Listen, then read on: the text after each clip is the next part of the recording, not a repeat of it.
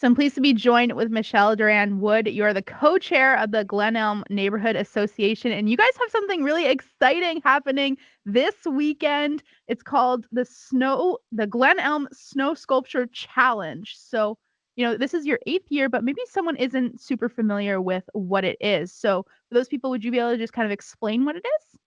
Yeah, it's like you said, we've been doing this for 8 years. It's something we do generally the last weekend of January, first weekend of February. But we challenge the neighborhood wide to build a snow sculpture in their front yard, and then we put them all on the map. And then people are invited to go enjoy the snow sculptures, and then we do a draw for a bunch of participation prizes.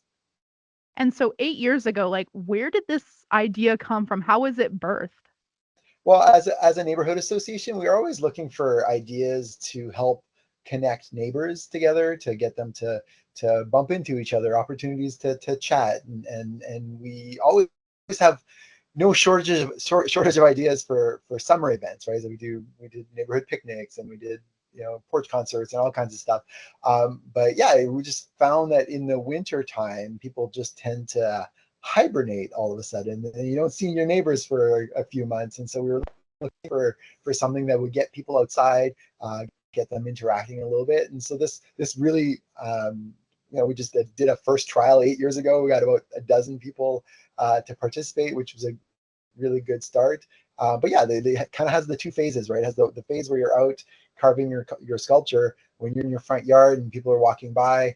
Even in the wintertime, people stop in and start to chat and, oh, what are you doing? And, oh, that looks good. And so it gives you that opportunity. But then also, once we sort of have this like public outdoor art gallery in the neighborhood, it gives people an opportunity to have an excuse to sort of go out walking and enjoy the sculptures, and of course bump into neighbors and connect that way. So that was the goal. And how have you seen it grow over the years? Yeah, I mean, every year we get more and more participants. We made sure to, it's clear that it's a challenge and not a competition. In the early years we did do judging, but we quickly found that we really just wanted people to participate, no matter their age, no matter their skill level. And so we switched to just random draws for prizes, just to make sure people were encouraged to play. So basically, it's a challenge for yourself, right? To outdo yourself from year to year.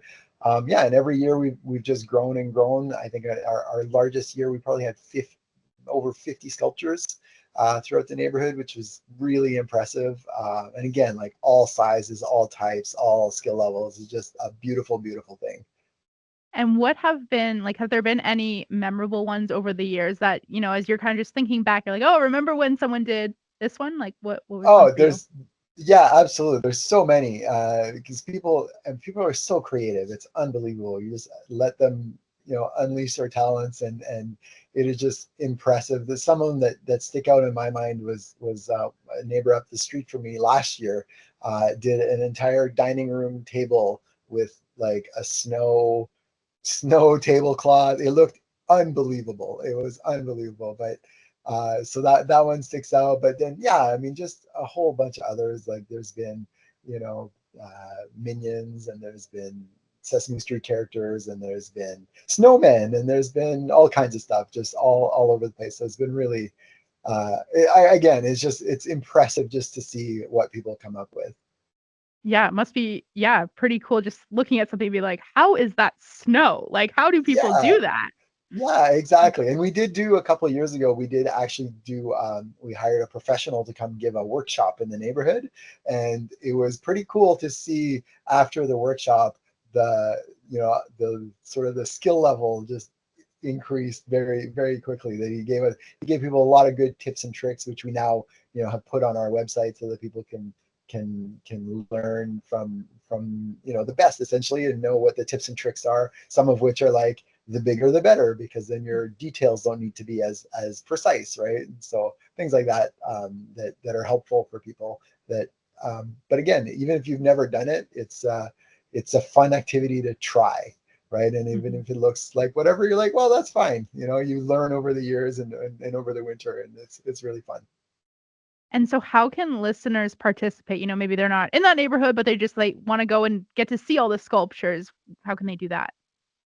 Yeah, so we have a website set up at glenelm.ca/snow, and we'll be publishing the map of all the sculptures in the neighborhood probably on Saturday, early afternoon, probably noon or 1 o'clock. So anytime after that, you can go on the website. You'll see the map will be there. You can download it. You can print it if you want, and then yeah, just feel free to come walk around the neighborhood and enjoy all the sculptures. There are so far a couple of hot spots of like several in a row, which is really nice. And so yeah, so it'll be fun to see. It's always it looks to be like a pretty decent weekend, so it's always nice to be able to enjoy the sculptures for a while. Last year we had melting weather the very next day, so basically make sure you set up if you want to come see them. Make sure you come sooner than later because the weather can be unpredictable. So yeah. Absolutely. Absolutely. So if they're looking for something to do on Saturday, this is a great option to just, be outside, get to meet some other people, get to see some pretty cool snow sculptures that are made out of snow, which is Mm. probably just going to be blowing when you get to see some of them up close. So anyways, Yeah, Michelle, thank you so much for joining us today and kind of sharing about this. happy to be here. Thank you.